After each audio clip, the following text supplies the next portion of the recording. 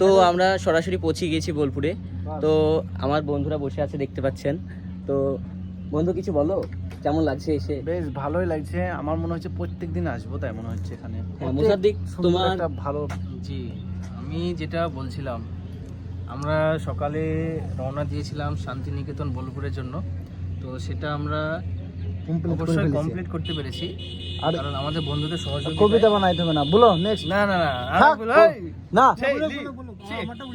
অনেকটা রাস্তা ক্লান্ত করে এখন আমরা একটা ভালো রেস্টুরেন্টে পৌঁছিয়েছি। এখন বিশ্রাম নেওয়ার জন্য একটু ওয়েট করছি। তো স্নান হবে এখন, স্নান হওয়ার পরে এখন আমরা যাব একটু ঘোরাঘুরি করব। তো আমার বন্ধুরা বসে আছে, তো একটু ডিএসএলআর নিয়ে একটু মজা হচ্ছে, ফটো শুট হলো।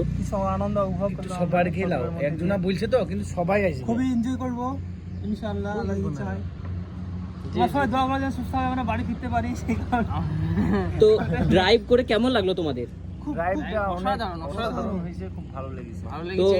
আশা করছি আগামী দিন আমরা আরো বড় জায়গায় যাওয়ার চেষ্টা করব ইনশাআল্লাহ। তোমরা কি চাও যে এরপর নেক্সট টাইম আমরা এখন দার্জিলিং বা সিকিম বা গ্যাংটক এই বাইক নিয়ে আমরা রাইডার করব? অবশ্যই নিশ্চয়ই। ও আচ্ছা, আল্লাহ যদি রাজি থাকেন তো সামনে বছর ইনশাআল্লাহ হবে তো? ইনশাআল্লাহ। আচ্ছা ইনশাআল্লাহ। তো আমাদেরকে আল্লাহ জীবনটা দীর্ঘায়িত করুক, তো আপনারা দোয়া করবেন।